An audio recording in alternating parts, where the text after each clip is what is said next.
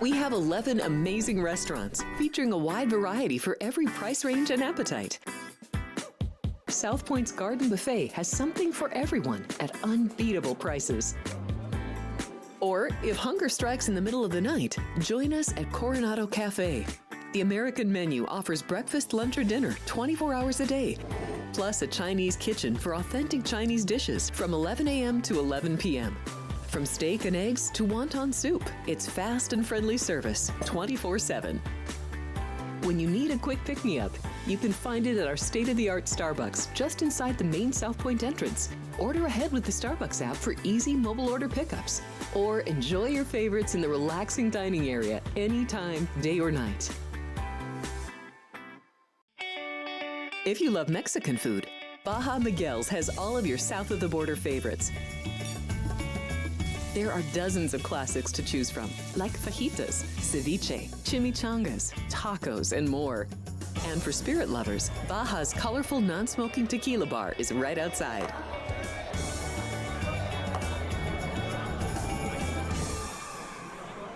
Ready to bet smarter? Get sports betting tips straight from the South Point Hotel and Casino. I like the Commanders at 3. I know if it hits 7, don't blink. Maybe that's what bettors are waiting for. The Wise guys were all over Florida last week, and they're against Florida this week. That's not a common pattern. I think these teams could score a lot. I would look at the over. I'm very high on Tampa Bay. I think they can go there and they can win this game. Subscribe for free to Sports by the Book on YouTube. Your winning edge starts now.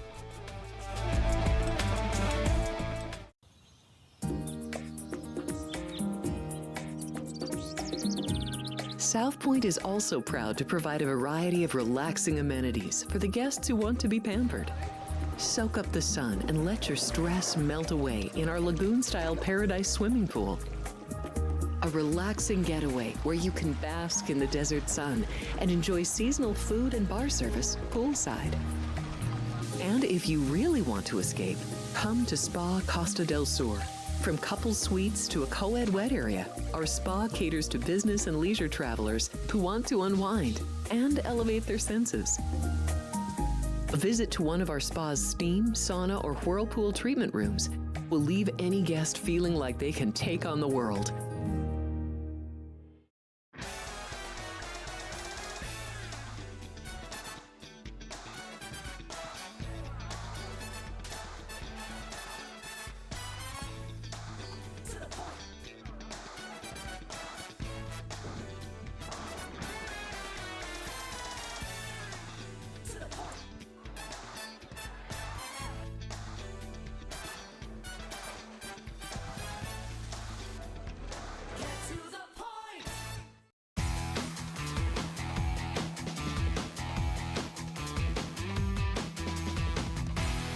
Let's go. Time for another Sports by the Book. We are live from the South Point studio. Hands down, the best time of the year in sports. We've got postseason baseball. We've got football every single day. We've got hockey now going. So it's been a lot of fun. We're going to hit everything that happens today. We also have Bruce Marshall joining us in about 20 minutes to give us his top plays for week 8 in college football. Looking forward to that. Love talking with Bruce and always giving us some winners here on Sports by the Book. Please hit that subscribe button if you are not yet. Please jump in the chat. We'll have a trivia going at some point throughout the show. We'll also have a poll, and we'd love to hear from all of you.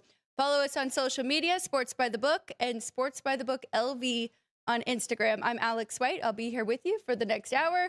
I'll be back tomorrow and Friday. Friday is Football Frenzy, where the bookmakers join us on the desk.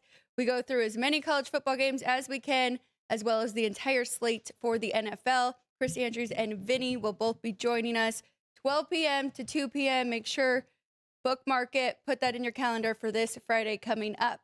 All right, first we have to do a little recap from last night. Took a shot on some dogs and took the dogs in the wrong sport. All favorites win in the National Hockey League, and all dogs cover for college football, 2 of them winning outright. Really a heartbreak for New Mexico State. They should have won that game, outgained Liberty and had a chance there at the end, but a missed field goal. But yeah, and then there's a big game we need to talk about. So I'm going to bring in Ryan McCormick, producer and host, who's going to be joining me here. But Ryan, yeah, we took some shots like some dogs in hockey. Didn't pan out. But I said with the college, I'm like, I'm staying away. I like all chalk, but feels like this is going to be a weird Tuesday night here for football.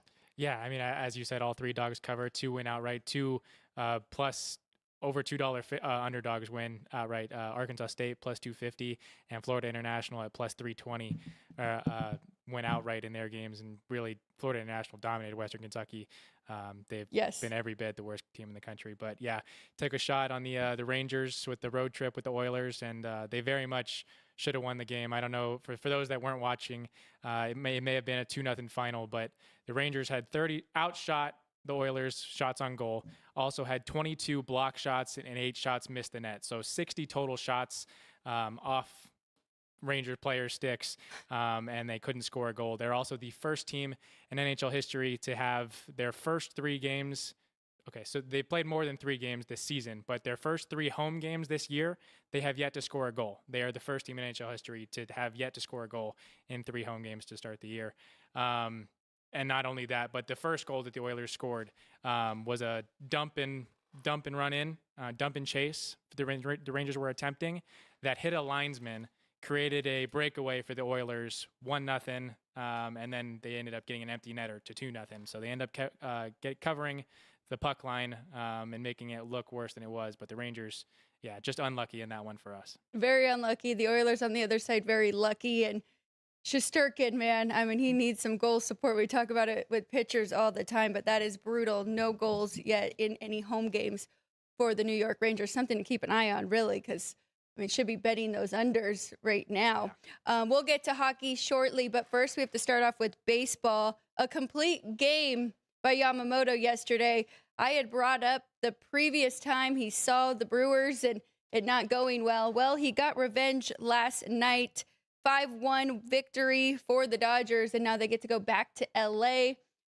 Ryan, we both liked Milwaukee's chances of winning the series, and now it feels like it's kind of slipped away from them. Yeah, they 100% needed the win last night, and we had said that getting to the Dodgers bullpen was the key, being able to go against that, and the Dodgers didn't even give us a chance to see the bullpen. Yoshinobu Yamamoto does make some postseason history with his performance last night. His complete game was the first postseason complete game since 2017, Justin Verlander in the ALCS Game 2. First Dodger postseason complete game since Jose Lima in 2004, Division Series Game 3.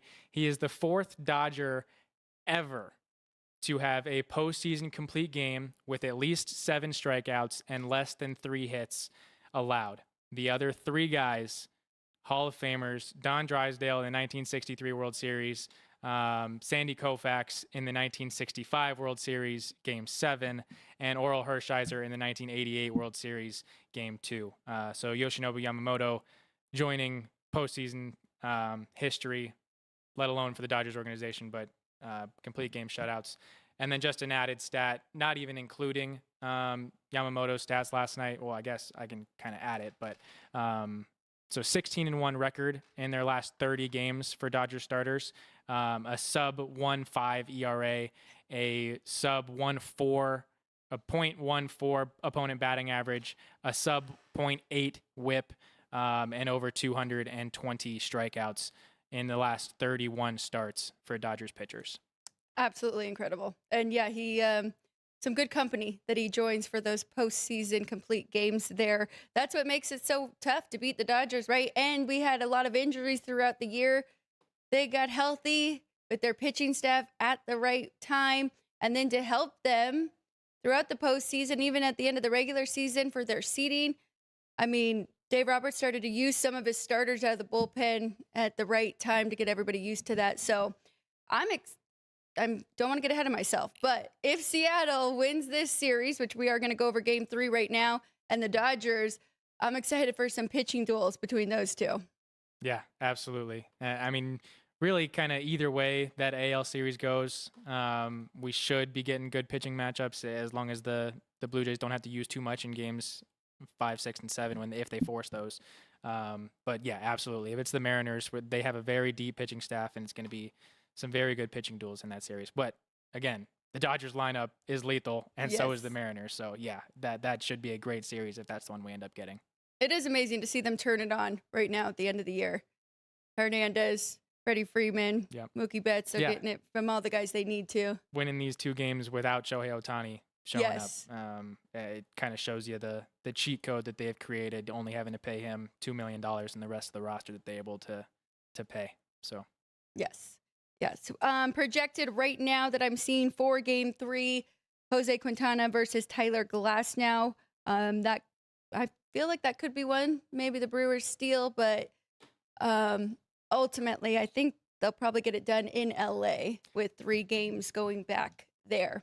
Yeah, it's looking like Glasnow in Game 3 and Ohtani in Game 4. So they're going to need to, obviously, they need to win 2 of 3 to get it back to Milwaukee. But yeah, they're going to have to find a way to steal one of these 2. That makes me nervous because, I mean, watching him at the plate, it does. I don't know who told us that it looked like he was a little hurt or maybe got hurt. It might have actually been Dwayne, but Dwayne Colucci, who will join us tomorrow on the show, of course. But it does. He doesn't look right now, and now they're going to try and throw him out there to pitch. So we'll see. Let's go into Game 3, though, that we have today for the ALCS. No action right now at the South Point on the side. Seattle, $1.30 favorite with George Kirby on the bump, and the total has moved a little bit in regards to the juice. So they opened 7 under, -120. They've been getting bet to the over here, and I agree with that move. And now we're seeing 7 -125 to the over. On the other side, we do have Shane Bieber, who we have only seen limited so far this year, coming back from injury. But Ryan, I'll start with you. Side or total, anything you like in this game? I like the Mariners in this one. I would be more than fine laying that -130 juice on the money line here at the South Point. I just think that crowd is going to be more than fired up. It is a must-win scenario for the Blue Jays, down 2-0, and you're going into the road ballpark. But I think that lineup is going to be able to pick apart Shane Bieber and get to the bullpen early, and the Blue Jays bullpen has struggled this postseason. So, yeah, I'm with the Mariners in this one, and I tend to agree with the move to the over. I do too, and I really wanted to see team total because I am with you, but think the number should be about $1.50 with Kirby on the bump. But if we're adding in a little bit, maybe 15-20 cents for desperation must win here for Toronto, I could see where we landed here at the $1.30 for the favorite. Team total, though, and I like the over, but I think that's going to be mostly the Mariners here. So team total over 3.5. I think that's the way I'm going to play this one. But I'm with you. I think they will definitely be able to get to Shane Bieber. And, I mean, George Kirby's it's going to be tough for them. 14 strikeouts in the postseason so far in his 2 games that he started, through 10 innings pitched, 9 hits, 3 earned runs in those 2 starts. So it's going to be tough for the Blue Jays, who have definitely quieted now in regards to their bats. But we'll see. We'll see if they have that desperation. It's been a great season for Toronto, and we've kind of overlooked them all year, and this could be the spot where they really step up. Looks like tomorrow will be Max Scherzer against Luis Castillo, who has been dominant at home in Seattle.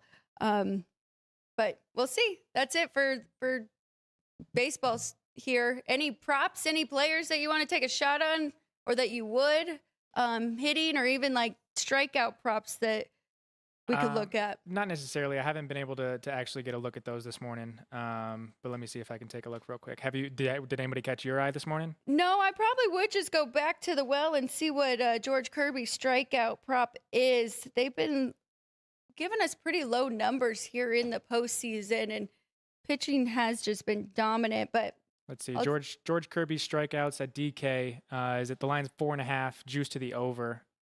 Same thing for Bieber, 4.5, -140 over. Going back to Kirby though, so 4.5, -123 to the over.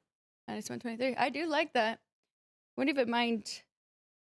I don't know. Yeah, I like that. Over 4.5. I think that's a good number there. As I mentioned, so far in the postseason, 14 through 10 innings.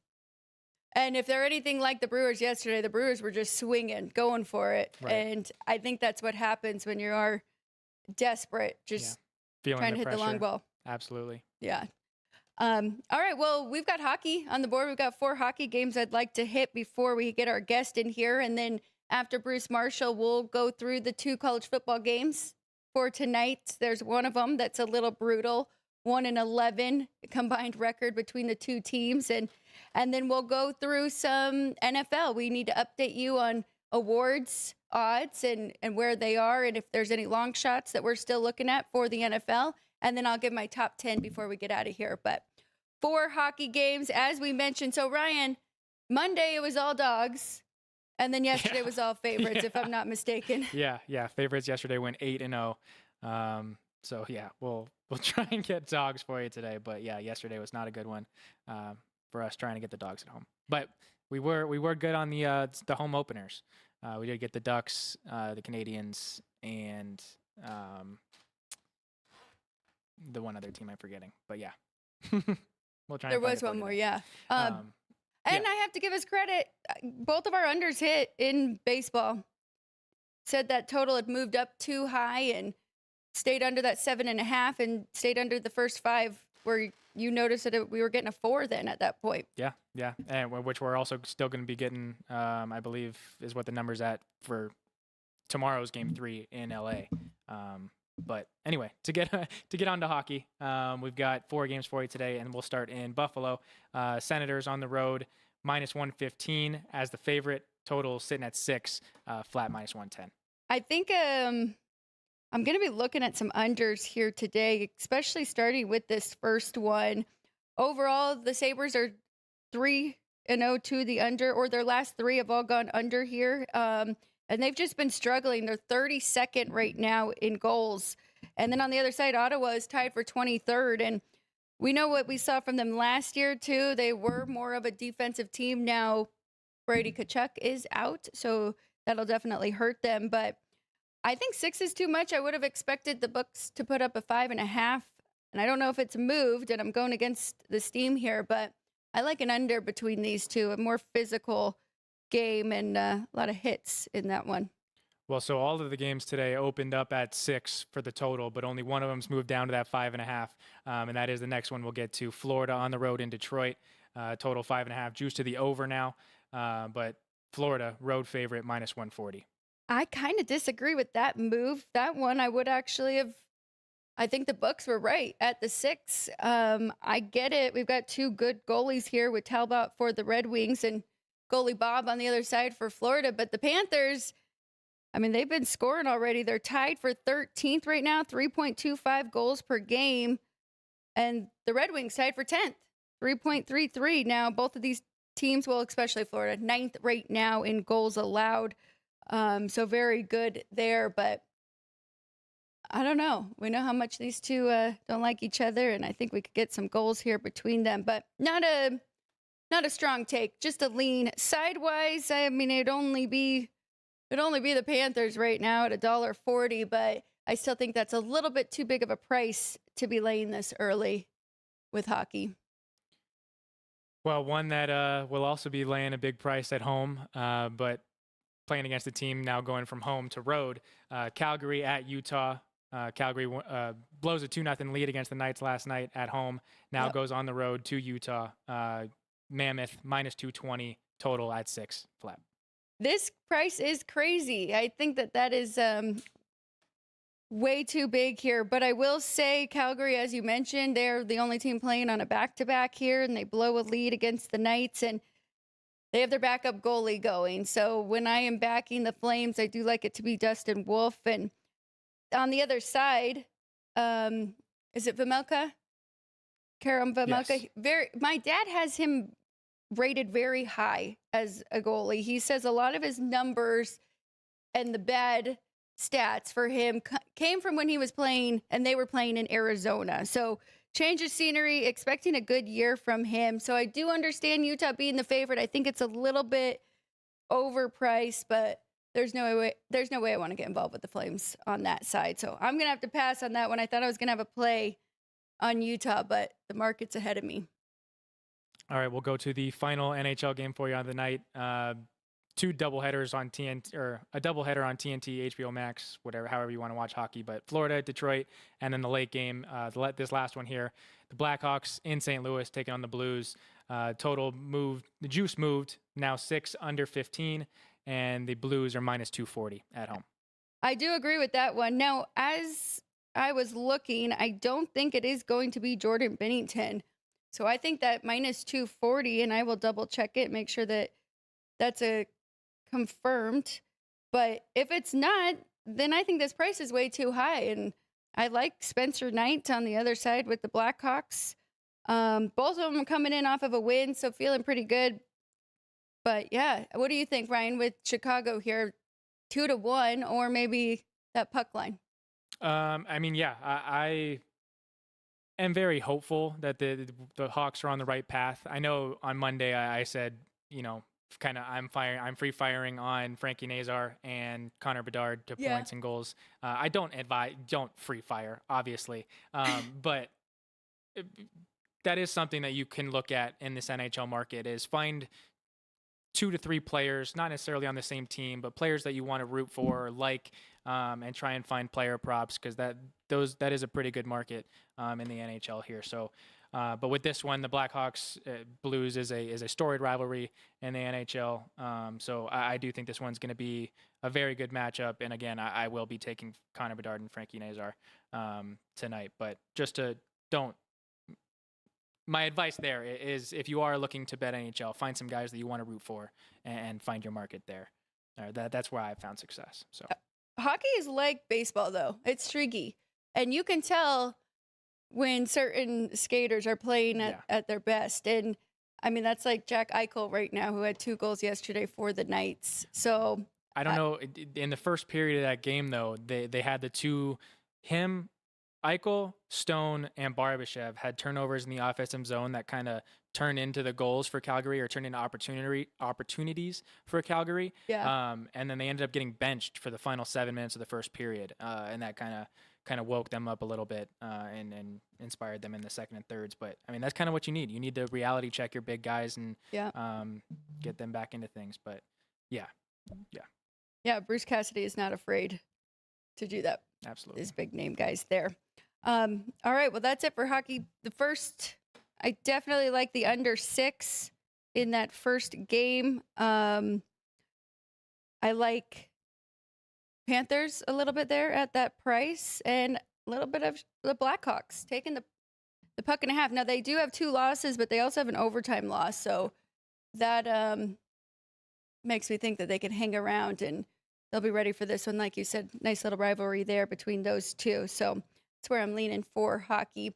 Let's take a quick break. When we get back, we will go through NHL awards, top 10, and then Bruce Marshall will be joining us here at the desk on Sports by the Book.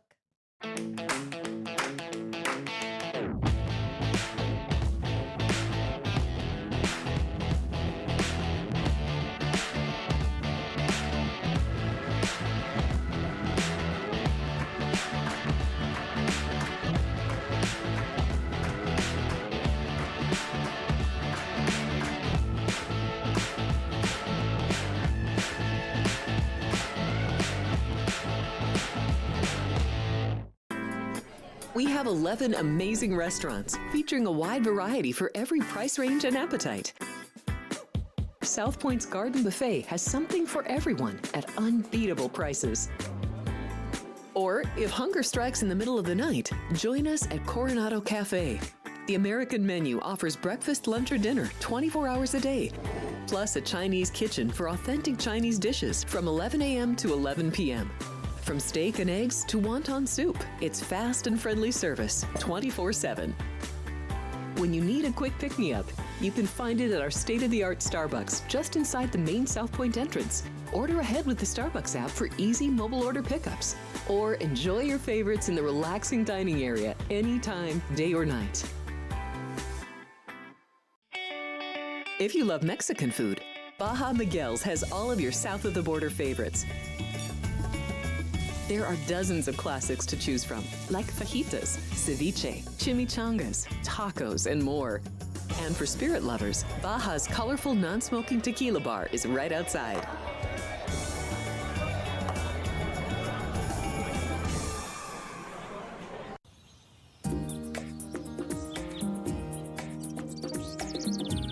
South Point is also proud to provide a variety of relaxing amenities for the guests who want to be pampered. Soak up the sun and let your stress melt away in our lagoon-style paradise swimming pool.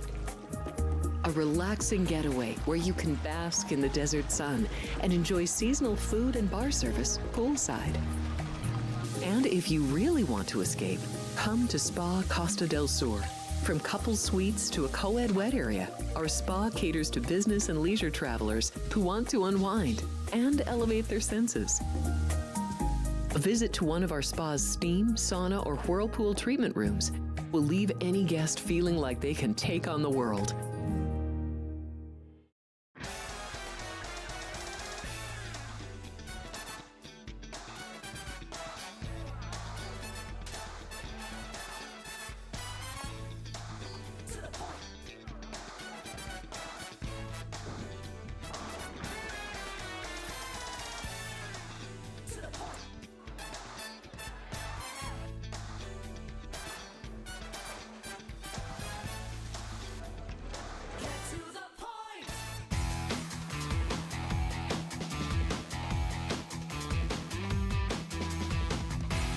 Time to get to some football here on Sports by the Book. We're going to go through some NFL awards, where the odds are. We're going to go through my top 10, and then Bruce Marshall will be joining us to go over his best bets of the weekend.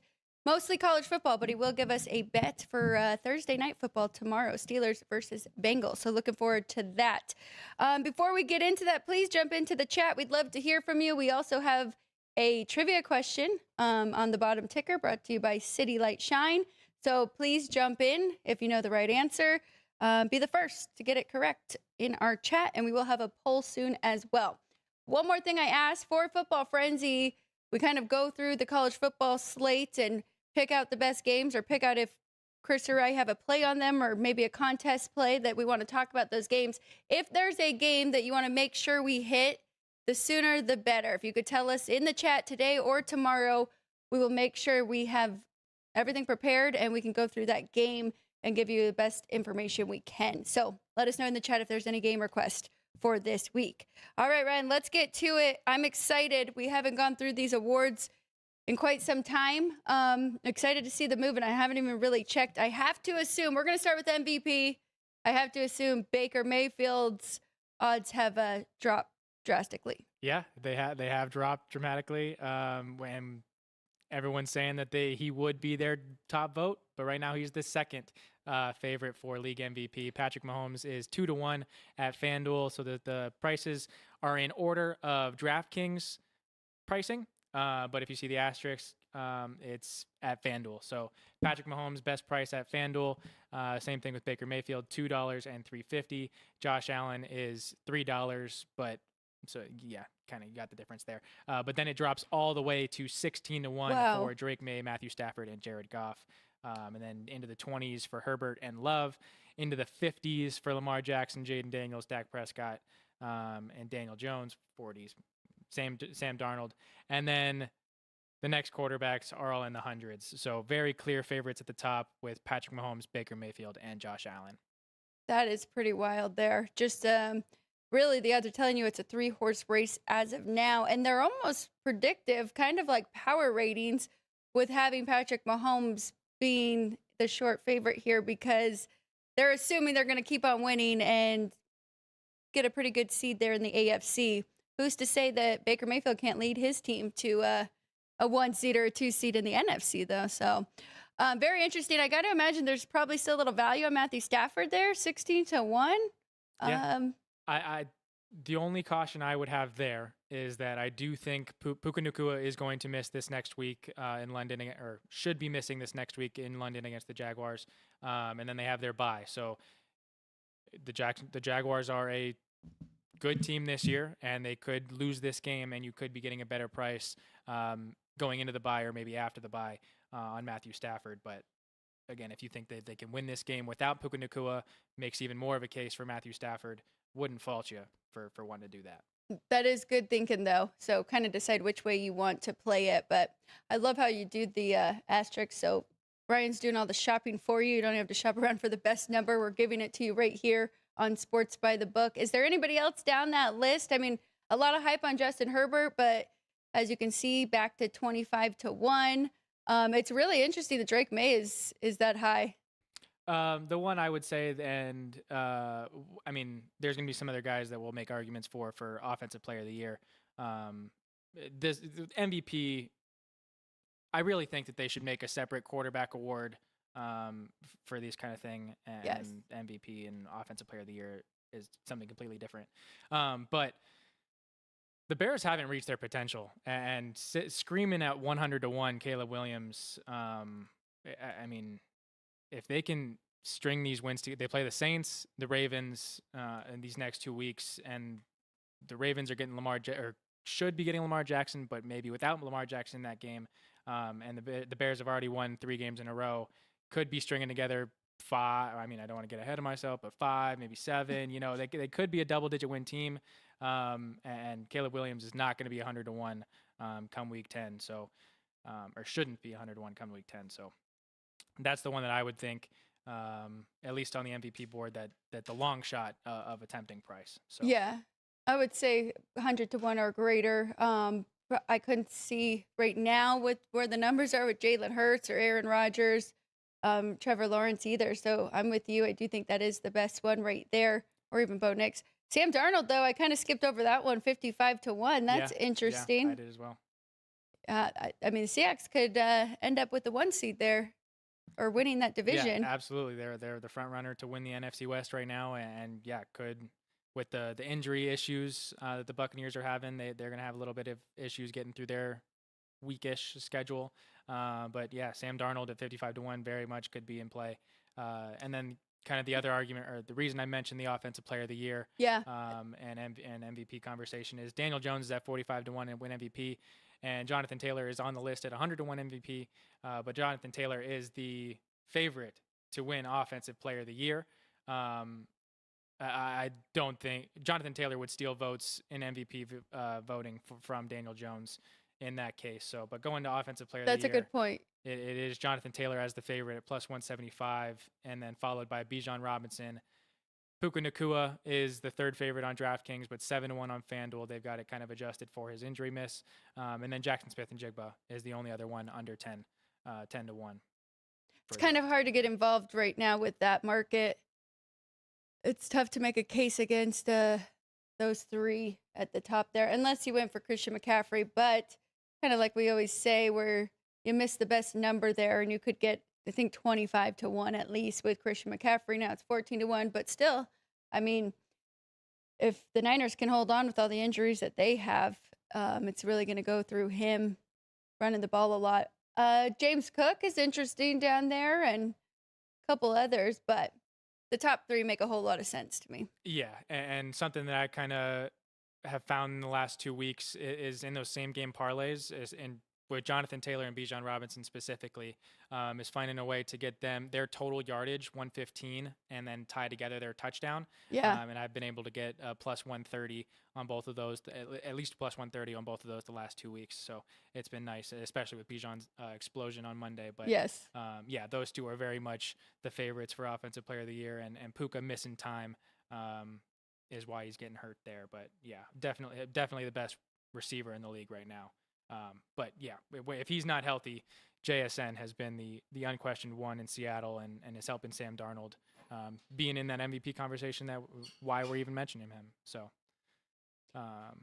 yeah.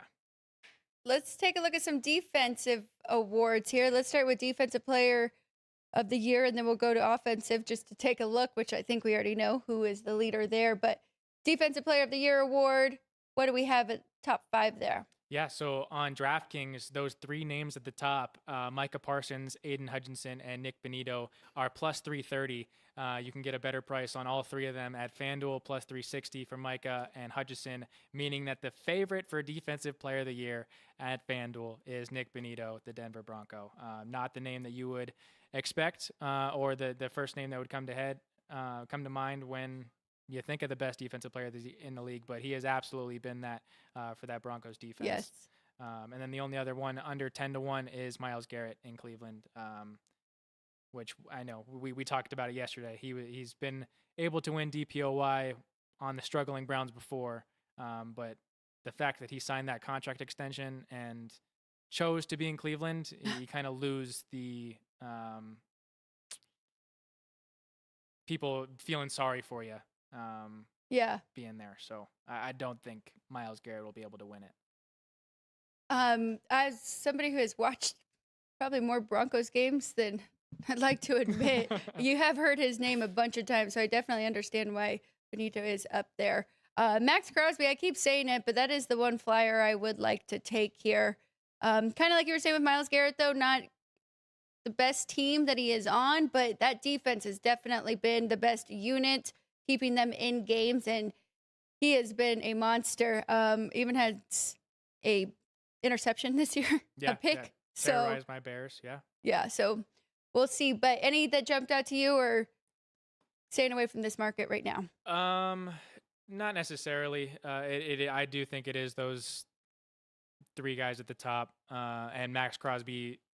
Yes, the four names that we have mentioned, Max Crosby, I do think should be up at the top because of his threat to potentially reach 15 plus sacks every single season, but his threat in the not just in pass rush, but being able to get his arms up and knock balls down, Right. and what he is in the run game. So Max Crosby, 33-1.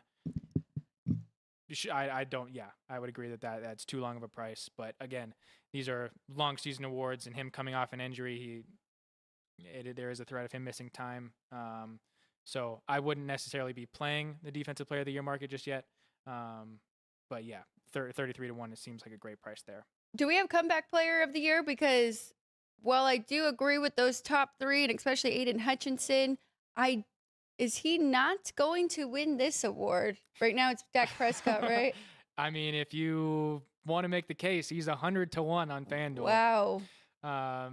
So yeah, I mean, I don't think, I know Jeff's made the argument that JJ McCarthy won't win the award because he's not coming back for anything, and he's at 35-1 above Max Crosby. So I guess now JJ McCarthy's case would be that he's missed games this year and he's coming back from that and leading the Vikings. But anyway, right now with how Dak's playing and leading that Cowboys team, they are the worst team worst defensive in the NFL.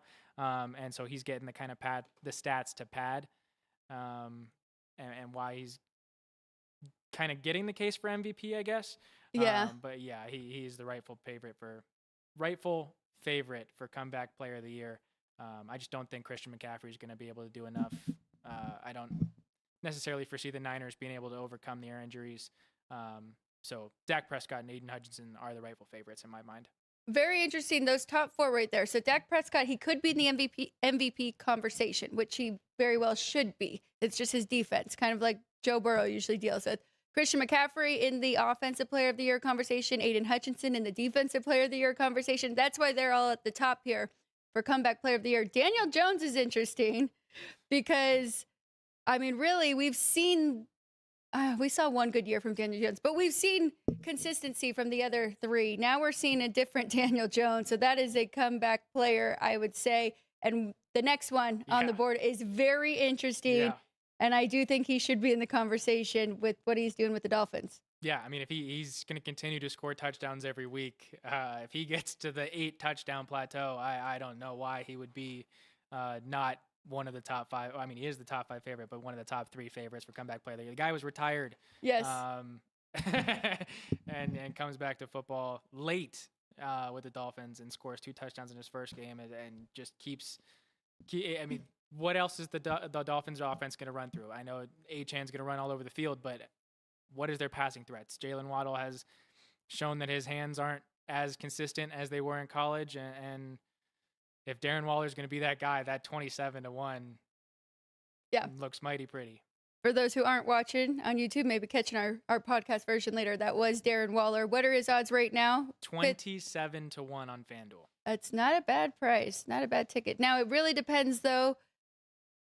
Is it just going to keep going downhill for Miami, which we've seen a lot of, locker room issues, Tua kind of speaking out, calling some players out. So could just go from bad to worse, and that could hurt him. Which is why it's a very interesting conversation. The comeback player of the year. The guy was not in football. I mean, granted, he did choose to retire. but he goes through it, whatever mental health he needs to, comes back, and I know the team's going to be bad, but how we just kind of mentioned Myles Garrett won Defensive Player of the Year on a bad team. It's come back. It's supposed to be the individual. Yep. Darren Waller should very much have a case if he's able to keep putting up the numbers the way that he is. So, but if we want to get into rookie conversations, we'll stay on the offensive side of the ball. The offensive favorite is now the starting quarterback, or now favorite is the starting quarterback for the Giants the last couple of weeks, leading the upset on Thursday Night Football. Jackson Dart is now a plus 125 favorite to win Offensive Rookie of the Year, followed by Emeka Egbuka, plus 450 at FanDuel. Tyler Warren, Aston Genty, and Tet McMillan are the only other ones beneath 10-1. The one I like out of all of those would probably be Tyler Warren for the Colts, because there is a world where the Giants kind of slow down a little bit and don't pick up as many wins. Also, Egbuka, we're expecting the other wide receivers to come back with Godwin and Mike Evans. And actually, Baker Mayfield is just finding more weapons there on Tampa Bay. I think he's out for 3 more weeks, too, with that hammy.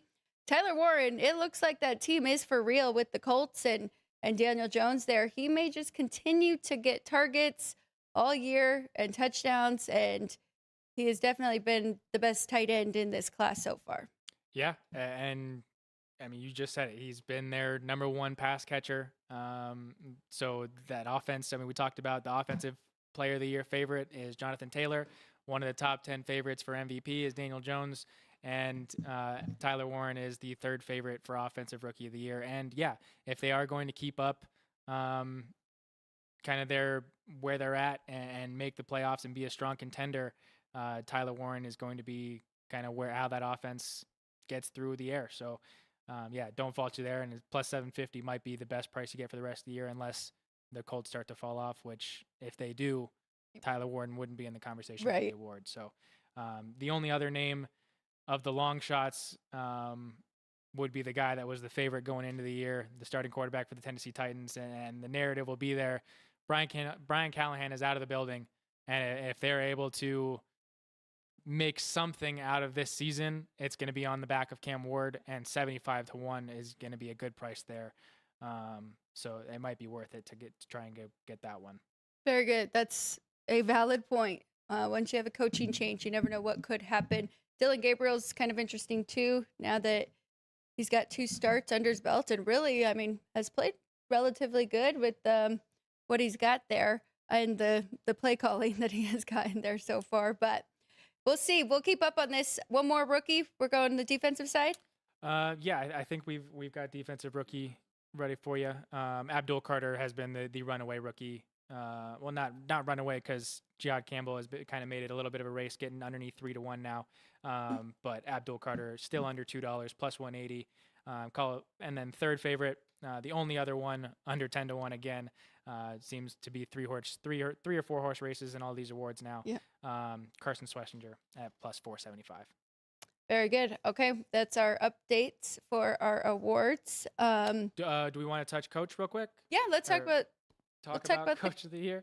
Coach of the Year before we bring in our good friend Bruce Marshall to go over some college football. Okay, so we had mentioned Daniel Jones, Jonathan Taylor, Tyler Warren. Shane Steichen is your favorite for head coach of the year, followed by Mike Vrabel and Liam Cohen as the only other guys beneath 10-1. Where is Tampa Bay? Oh, there I see him. Yeah, Todd Bowles. He's 6th now. So yeah, I mean, for the first 6 weeks of the year, he was on that right side of your screen, and to go into the year, he was not looked at as one of the possibilities to win this award. And now, with how Baker's performing, he's got him in the top 6. How Baker's performing and the amount of injuries that they have. Very true.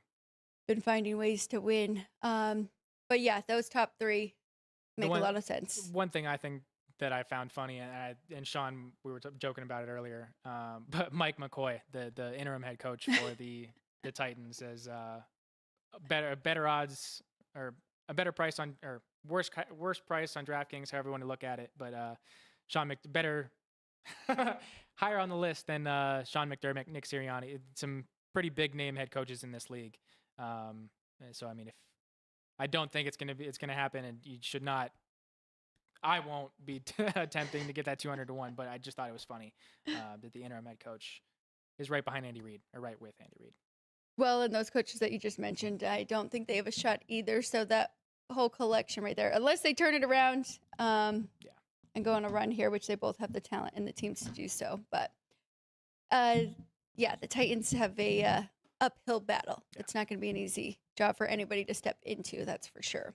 Let's take a quick break so we can get Bruce on the desk here. We're going to go through Thursday Night Football tomorrow, and we're going to go through a ton of college football games coming up this weekend. Don't go anywhere. We'll be right back.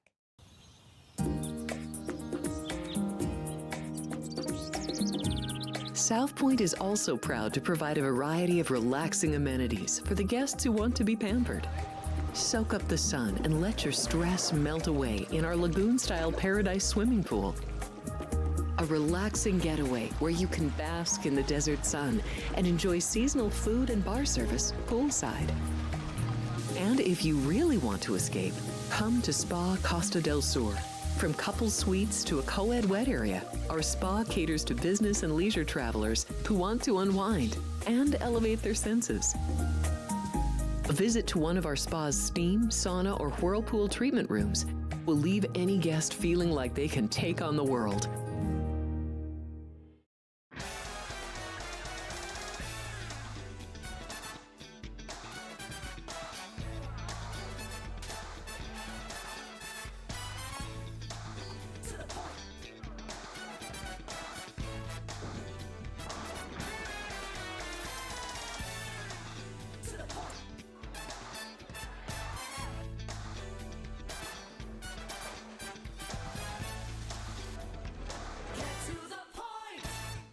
If you're celebrating a special occasion or just love fine dining, you're in the right place.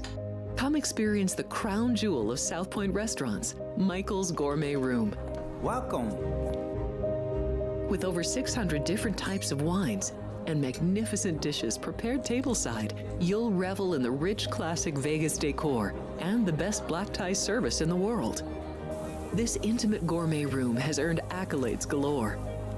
Come to Michael's Gourmet Room for an unforgettable dining experience. Another famous restaurant is the Silverado Steakhouse, where you'll find the charm and service that discerning patrons require.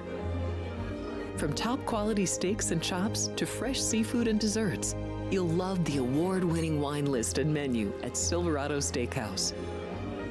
Steak lovers have even more options with primarily prime rib. Catering to hearty appetites, the menu features a variety of flavorful prime rib cuts, dry-aged to ensure tenderness, and then seasoned and slowly roasted. Although prime rib is our specialty, it's not the only thing on the menu. There's something for everyone.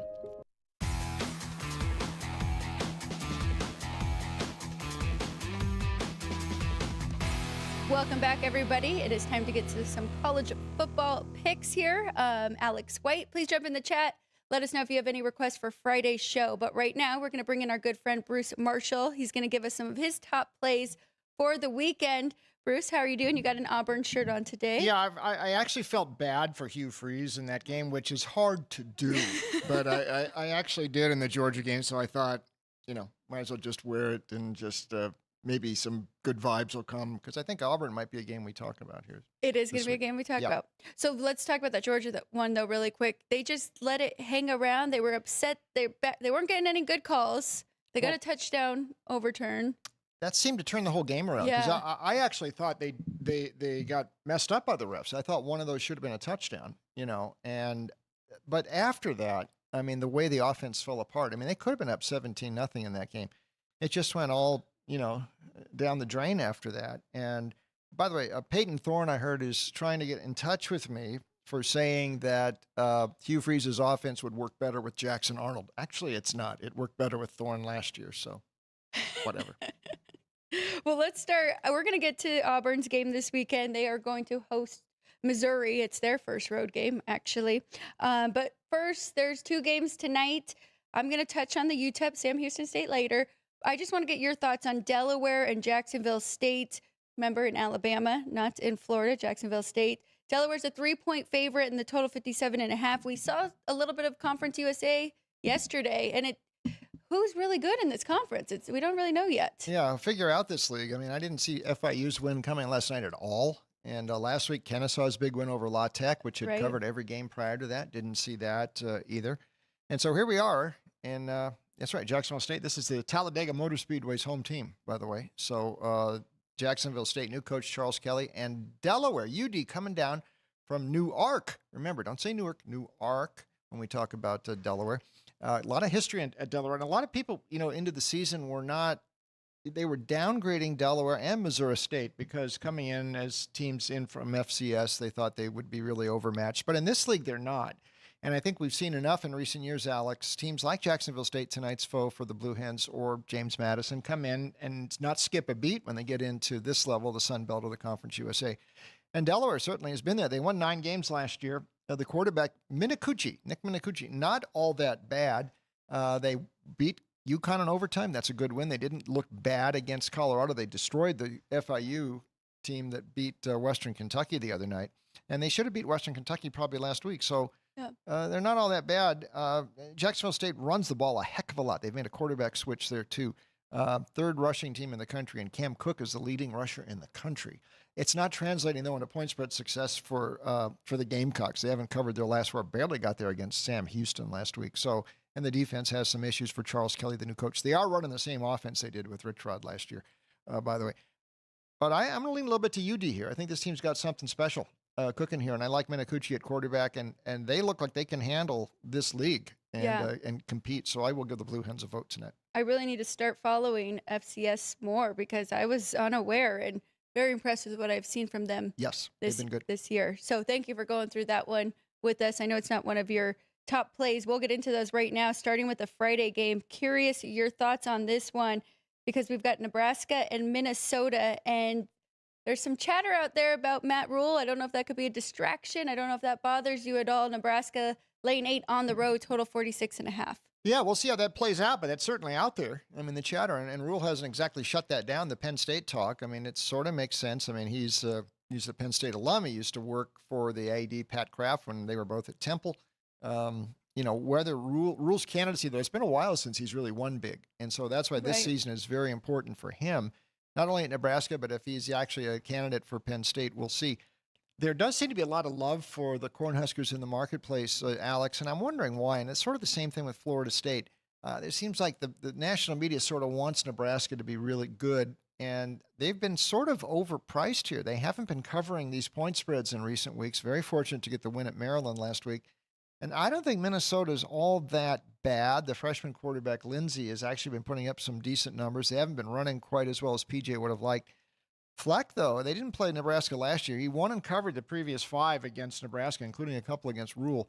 Or one against Rule. So I kind of think that Minnesota's worth a look here, plus the points. They're sitting at 4-2, about where we thought they would be, but I just think Nebraska's being overpriced continually in the marketplace, and they're not covering numbers either. So this other thing with Rule, maybe it's a distraction. I don't know that that's going to be a plus for Nebraska. So I'll take the Golden Gophers. I'm with you, Yep. Bruce, and I had no problem taking the points last week with Maryland against Nebraska, and they probably should have won that game. Yep. That was a tough loss for them. So now it was 6.5. We're getting even more, getting 8 here with them. So I really like it. I think so. Let's go to your next one here. Boston College. They're actually laying 2 points against UConn. The total is 58. It's been a disappointment for Bill O'Brien's team this year. Is this a good spot for them? It is, but I think this has just gone down the drain so quick at Boston College. You can see the body language with this team now. They've been a little bit tough the last couple of weeks. Clemson was just all over them last week. Pitt the week before. They've been outscored 89-17 the last 2 games.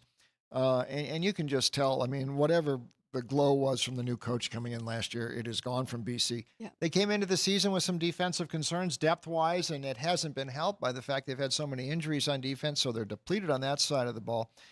And on offense, they've been imbalanced all year. They weren't running much. Lonergan was putting up some pretty decent passing numbers, but he's been pulled each of the last 2 games by O'Brien. He had 3 quarterbacks in there in the Pitt game. They just look like a messed up team right now. UConn's just going the other direction. They're on their way to probably another bowl bid here. Jim Mora quietly doing a very nice job. How about Fagnano, the quarterback? 11 TD passes, no picks. Cam Edwards, a top 10 rusher in the country. They got the wrong team favored here. And it's a bigger game for UConn. BC right in the middle of ACC play. And by the way, their schedule is not easy the rest of the way. They may not win the rest of the season.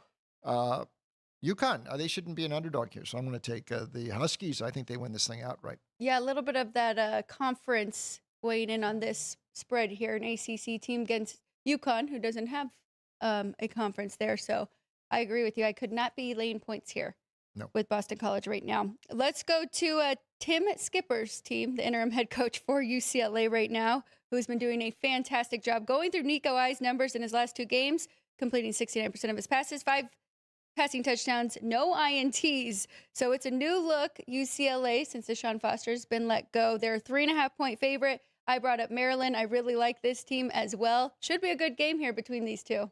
Yeah, and first time these two have met since in the 1950s when these were nationally important games in 54 and 55, believe it or not. And UCLA was actually top ranked in the country when it lost a game in the rain at College Park in 55. There's our history lesson for this series. Now, what do we got here? UCLA, yeah, I mean, this is breathtaking what has happened the last couple of weeks. And I give Tim Skipper all the credit there, plus his new coordinators, including Jerry Neuheisel, who has figured out the way to use Nico best. Listen, Nico, stylistically, is the second coming of Colin Kaepernick. And the way they look, the way they play is so similar. And give Neuheisel credit for putting Nico in position to do some things. They were also running the ball. UCLA couldn't get anything going on the ground the first month. All of a sudden, they're running the ball. And I dare say, if he gets this team bowl eligible, they have got to consider him for the permanent assignment. I know UCLA people want to shoot higher, but look, this guy knows what he's doing. And as I reminded, I think last week, Fresno, a lot of people up there thought he should have got the permanent job last year. He got Fresno as an interim into a bowl game last year. And a lot of Fresno people were not happy that the Bulldogs turned elsewhere for their coach. Turned out to be Matt Entz. But Maryland, there is a death wish this team has because they had Washington and Nebraska on the ropes the last 2 weeks at home, and they let them off the hook. And we have seen this the last few years with Mike Loxley's teams in conference play. They start to lose momentum. They really pile up the wins in non-conference play when they don't get challenged too much. But we're seeing sort of the same thing. I like this freshman quarterback, Malik Washington, but again, they find ways to lose. I'm going to ride this UCLA train for a while. We'll see where it goes. But they're invigorated. They're re-energized. And I think Skipper, listen, this guy's doing as good a job as anybody in the country right now. I'll take the Bruins. Brutal spot for Maryland coming off of those 2 losses where you're right. They had those games and now have to travel here. So excited what you have to say about this one. Clemson was a 10-point favorite. They've strung along a few wins here. Now it's down to 9. So taking the points here with the Mustangs. Total 55.5. Yeah, Alex, I mean, the last time we saw these two was in the ACC title game, if you remember, and Clemson pulled that thing out right at the end and got into the playoff because of it. I think, Clemson might be a team to watch here the second half of the season. We liked them a lot last week against Boston College. They've got that first month of the season behind them now. I never thought this team was great, like a lot of people thought coming into this year, but very good. And it's still an experienced team. Klubnik, 4th-year starter at quarterback now. He's putting up some very good numbers the last couple of weeks. And Clemson all of a sudden looks like they might be able to make something of this season. Might be too late to get involved in the ACC title race, but there's some teams they can beat down the stretch here. SMU, I don't think is quite at the same level it was last year. Surprising a bit because Jennings, the quarterback, is there, and some pieces from last year's team that got to the playoff are still around. But they had a 7-game point spread losing streak into last week against Stanford, and they were very fortunate to get the cover last week. They had like a 98-yard pick six, 14-point swing, and they ended up winning the game by 24. So, I mean, Stanford was really playing them a lot tougher than that score indicated last week. I think this is another case of a side I'm just going to ride for a while here, and that's Clemson. I don't think SMU is quite what it was last year. Clemson looks like it's picking up some momentum. We see a few teams like that. UCLA just won. I mean, you can have 2 halves of a season. Right. And Clemson might be in the good half right now. So let's ride the Tigers for the time being and see if Dabo can pick up another win this week.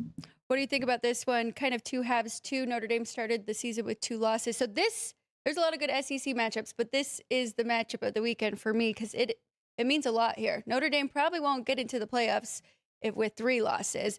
They're a 9.5-point favorite. We just saw USC dominate Michigan. So they're coming in with a lot to prove as well. Total 62.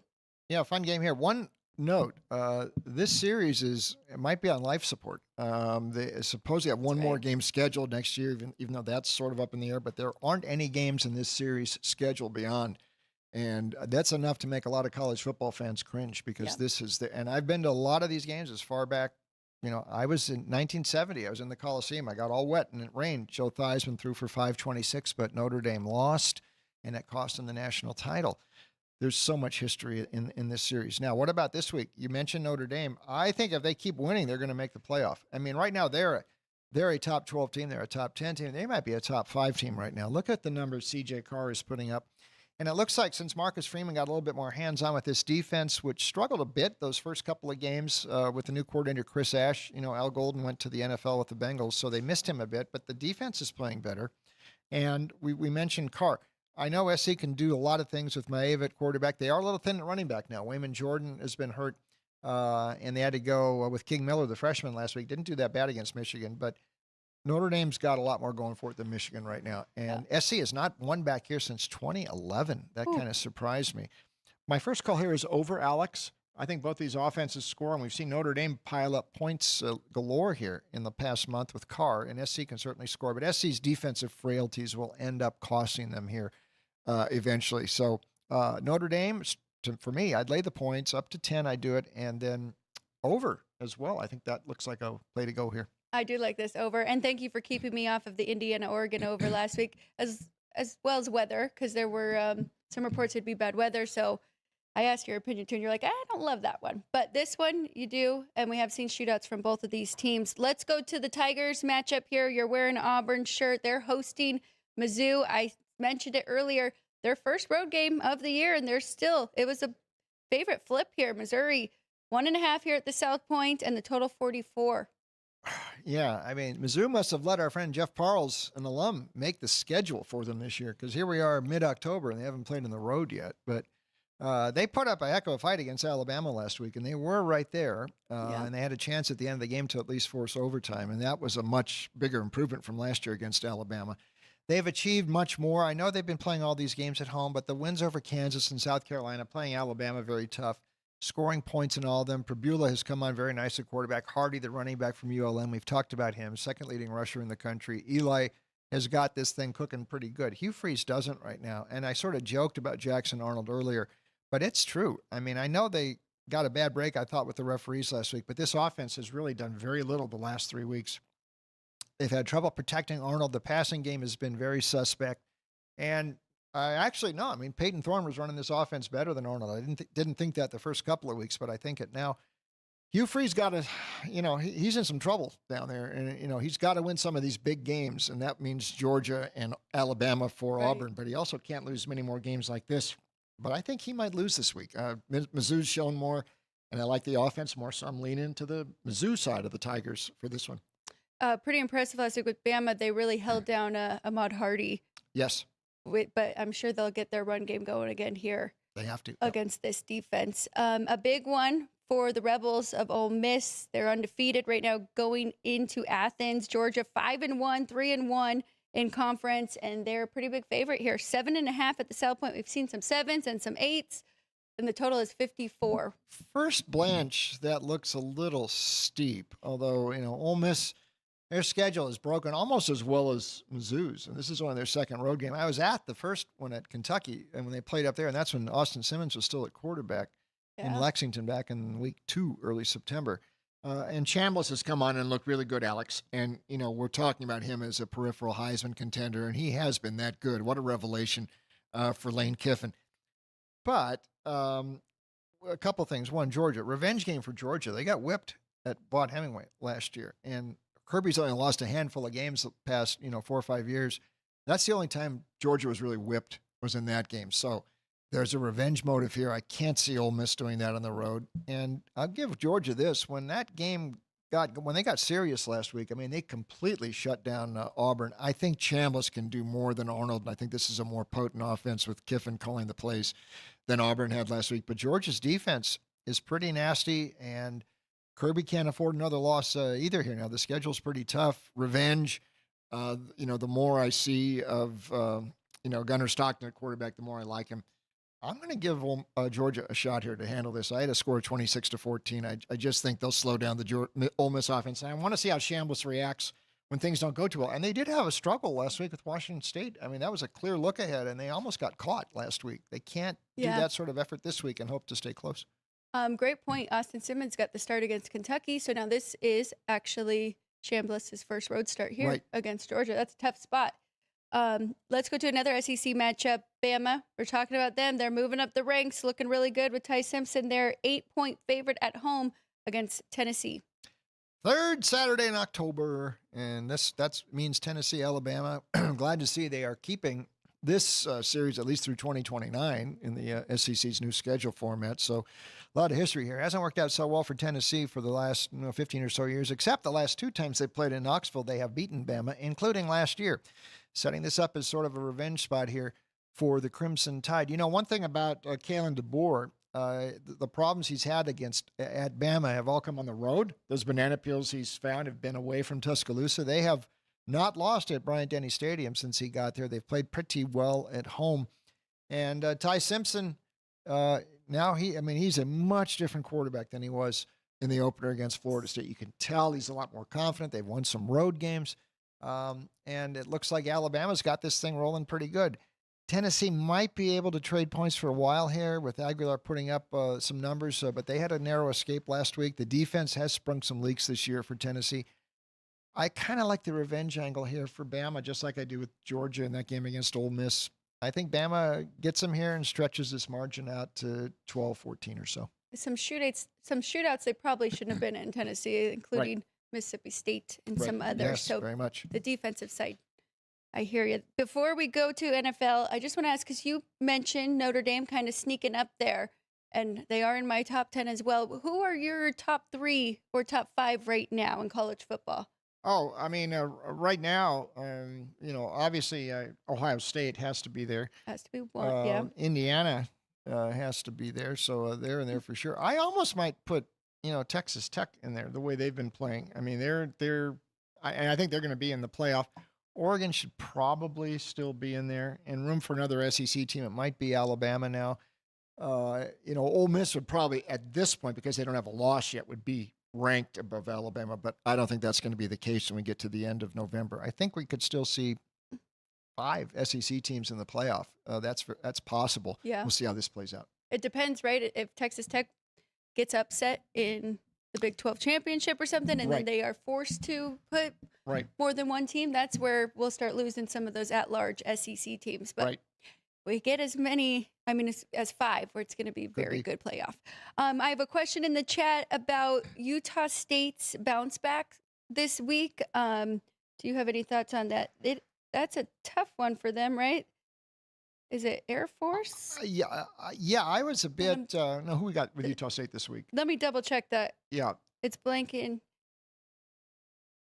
They had the game last week. I was very. San Jose State. Yeah. Not. I'm a little disappointed in San Jose. That's right. Utah State this week. I'm a little disappointed in Utah State last week because they had covered every game this season, and they were ahead 26-24 in the second half over in Honolulu last week, and they let Hawaii pass them and pull away. They scored the last 20 points of the game, 44-26. That one went over. I did like that over, but I also liked Utah State. We talk about these teams with the death wish this year. San Jose is one of these. They have lost some games they should not have lost.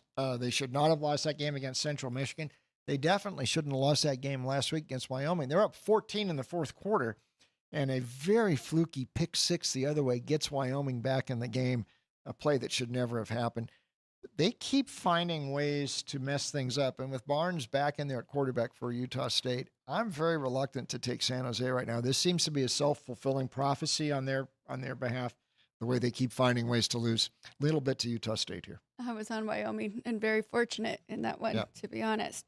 I think that's it from all of our chat. So let's get into our NFL play of the week. We've got Pittsburgh on the road against Cincinnati. We know we got Flacco now as the quarterback for the Bengals. 5.5 is the spread and 44 is the total. Yeah, Alex, this might be the last chance for us to have a race in the AFC North because the whole division is sort of collapsed around the Steelers, and if they win this one, they'd be at 5-1. Baltimore's at 1-5. Forget Cleveland. Cincinnati would be at 2-5. They got those 2 wins early when they didn't look all that great, and of course Burrow got hurt in that second game. But with Flacco last week, you saw in the second half at least, the Bengals kind of come alive here. And I think you could see a little bit more confidence in the offense for sure than with Browning. And I don't think they're quite dead yet. There's still a chance they get Burrow back in December. And if they have a shot, and the Bengals have generally played better the second half of the season the past few years. So I'd keep an eye on that. Interesting. Mike Tomlin didn't seem to be too thrilled about, he usually doesn't make comments like this about the Browns trading within the division to give Flacco to the Bengals. He has some respect for Flacco because he's played him so many times in the past. And Pittsburgh, I know they're winning, but it's not comfortably. And they let Minnesota back in that game a couple weeks ago. Even Cleveland could have got that thing within a touchdown with the rookie Gabriel at quarterback last week. So they're not really a margin team. I think it's a close game, and Cincinnati's got a shot here. Last chance, like I say, for this race to stay alive in the AFC North. It's funny saying that before Halloween, but I think it really is the case. But I'd take the Bengals. I would consider the money line here too, but to be safe, let's just do it on the spread. I agree with you. I saw some life, at least from the offensive weapons and Jamar Chase and T. Higgins. It kind of looked like, okay, we actually have a shot to catch some passes and score some touchdowns. Yeah. So we'll see. I'm with you. It'd only be a lean to taking those points there with the Bengals. Bruce, thank you for joining us, My pleasure. as you always do on these Wednesdays. Good luck this weekend, and we'll see you next Wednesday. Very good. Thank you. And then we're going to let Bruce go here, and I'm just going to run through my top 10 for the NFL, as we do on every Wednesday, and then we'll get you out of here. A couple whiteboard plays for you from myself and potentially from Ryan, but we're going to go right into it. My top 10 NFL going into week 7. These are power ratings, not rankings. So based off of where I think that the point spread would be for certain matchups. So number 1 might be a little bit of a surprise because I didn't budge. I did bring the Lions down, but it wasn't enough to take them out of that 1 spot. So still right now I have the Detroit Lions as the number 1 power rated team in the NFL.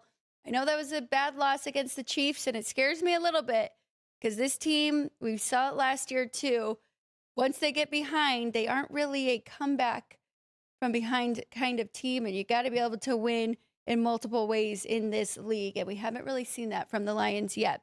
Number 2 is Kansas City. I know Chris Andrews on Monday, he mentioned them, and he said that they would be his number 1 team in the NFL right now, and it is very close for me between 1 and 2, but I bumped Kansas City from 10 to 2, so that just shows you the gap that I had to fill there and how much I increased their power rating.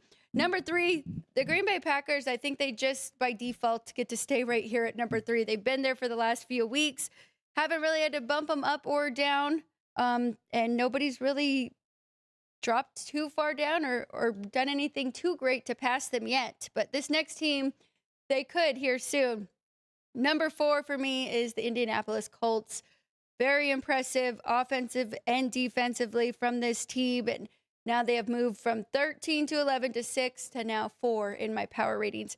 Number 5 is the Buffalo Bills. Some concerns here with this offense. I know they're trying to be run first with James Cook, but they're kind of losing their whole passing attack with Josh Allen and not utilizing him quite enough. So concerns there. And defensively, they can't stop the run. I mean, we talked about Bijan Robinson on Monday, and that you got to look at the opposing running backs every week facing Buffalo.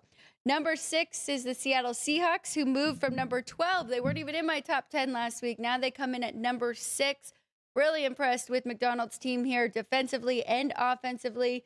Sam Darnold has gone from looking great in Minnesota to now looking great here with the Seahawks, and he's got the perfect guys around him to help make the plays. Number 7 is the Denver Broncos, kind of like the Green Bay Packers. Been high on them all year, and they kind of just sat there. Not too much movement for them. Number 8, and these last 3 are very, very close. Really just 0.2 of a difference here. Number 8 is the Washington Commanders. I know they're coming in off of a loss, but without those 3 turnovers, they probably should have won that game. Number 9 is the Rams, and number 10 is the Tampa Bay Buccaneers. Number 11 is the Eagles, and number 12 is the Chargers. So injuries on both of those. The Eagles have not looked right. I cannot believe they are not in my top 10, but rating-wise, they are not playing like a top 10 team, power rating-wise. So Tampa Bay right there at number 10. They've kind of been there all year as well. Still concerned with some of their injuries, and they have a big game up this week going up against my number 1 in the Lions. So that's it for the top 10. That's it for Sports by the Book. I guess I should probably take a quick 30-second break, though. I want to check out all my list of plays, narrow it down, get the best ones. Yesterday, we only got the under, took a flyer on some dogs. It didn't get there, so we got to get the best ones here. Ryan said we're good. We're going to take a quick break. We'll be back in 30 to 60 seconds. Don't go anywhere.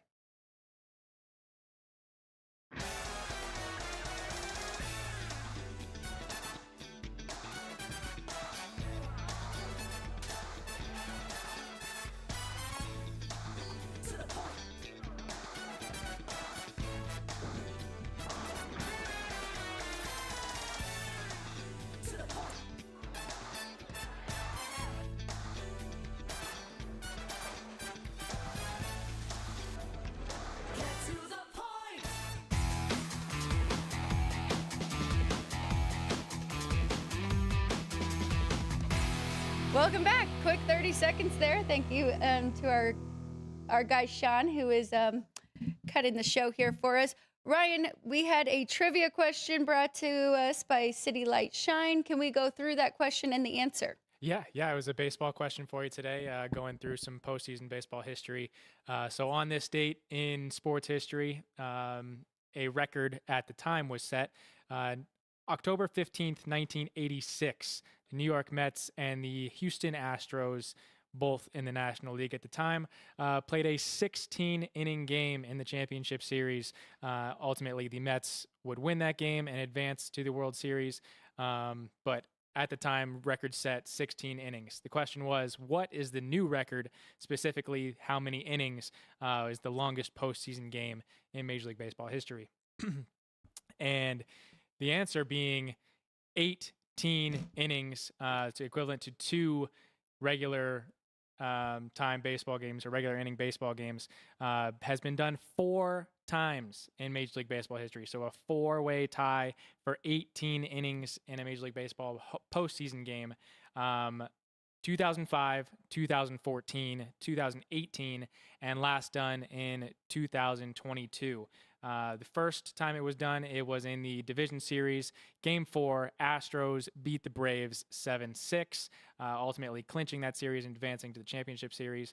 2014, again, the division series.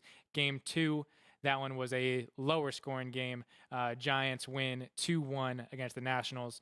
The Giants would ultimately go on to win their 3rd World Series title in 5 years in 2014. So there's that one. 2018 was World Series Game 3. Dodgers beat the Red Sox 3-2. The Red Sox would ultimately come back and win the series, or not necessarily come back, but that was the Dodgers' only win in that World Series. And then last in 2022, the AL Division Series Game 3, a 1-0 18-inning game between the Astros and Mariners, and the Astros would go on to win that World Series. So a lot of baseball in those games, not necessarily high-scoring games, but postseason baseball, it's a beautiful thing. Yes, it is. And we've had some extra inning games already in this postseason. I think we it was a sweat with that 15-inning game in the between the Tigers and Mariners. Yes. I think we might have some more coming up here. At least one. At least one. Did we have a poll question? We did, and it was a hockey question for those today. And starting out the year, picking some teams that have started the year hot and kind of sitting at the top of the point standings.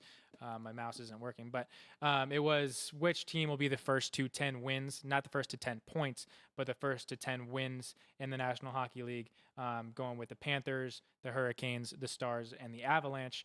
Our poll. The results were, let me pull it up for you real quick.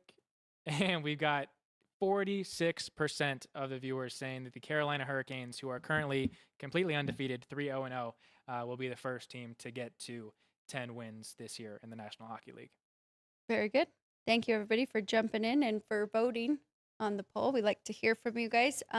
We'll be back tomorrow. We'll have a poll probably related to the Thursday night football game, which should be a lot of fun. I saw the Icy Hot Bowl, the that's fun. I like that one for the Steelers and the Bengals tomorrow. But we'll break it down. We'll go through some props. We'll have some leans, likes, and then we'll also have some more college football tomorrow and 2 baseball. So looking forward to that. And a full slate of hockey. We're going to try something new. We're going to go try and pick our best dog, most value, and then the favorites that we like and maybe some totals too. So 2 plays today. I'm keeping it really simple. I'm glad that Bruce went through that Delaware game. I was kind of leaning Jacksonville State. I'm going to stay off of that one. That league, Conference USA, is a mess right now. And then the other one, I was leaning to the over, but UTEP's offense has been really bad, and they're switching back and forth between 2 quarterbacks in Nelson and Locklear. So I don't really know what to do. I think this could be one that Sam Houston could finally get a win. I do think Hunter Watson, quarterback for Sam Houston State, his 2nd year, I do think he could finally get a win there. He is the best quarterback on the field. But to the real plays today, I'm sorry. Keeping it short and simple. Mariners over their team total over 3.5. And then Ottawa and Buffalo under 6 in hockey. So that's it for me. 2 plays. Go back and watch from the beginning of the show for everything else. We gave some leans and some directions that we liked. Ryan, anything that you are confident about you want to give out for sure? Yeah, I'm right there with you in that Mariners over 3.5. That is the best price you'll get on the Mariners if you like that side today. I am also okay with the money line at -130. I do think they ultimately end up winning this game. That would be the safest play. But I know we don't necessarily like to go run lines, but I'm going to take the chance and be okay with the Mariners to cover the run line in this one. I'm getting plus 170 here at the South Point. And then another game, I'll try and go back to the ice and get a plus price for you guys. We are going to fade the Calgary Flames in this one on the back-to-back traveling, and going to go with the Utah Mammoth on the puck line at home, getting plus 190 here at the South Point. So 2 plus prices there for you at the end, but ultimately going with the Mariners to win in Game 3, get the 3-0 lead in the ALCS. Thank you. I don't know why I didn't think of that. I guess we're just getting back into hockey. I love that. I wanted to find a way to be able to play Utah as well. So lay in the puck line, taking a nice little plus price there. I do like that angle. I also like George Kirby over his strikeouts. So that is where we are for these today. Thank you, everybody, for joining us. Please, again, share, like, subscribe, all the things. Follow us on social media. We'll be back tomorrow, 10 a.m. We'll be back Friday, 10 a.m. And then Football Frenzy is Friday, 12 p.m. to 2 p.m. We look forward to everybody joining us. Don't forget tomorrow, if you go through the slate on Saturday and you find some games you want to request, let us know by tomorrow. I'm Alex White. He's Ryan McCormick. Thank you to the crew behind the scenes. We'll be back tomorrow here at the South Point studio. This has been Sports by the Book.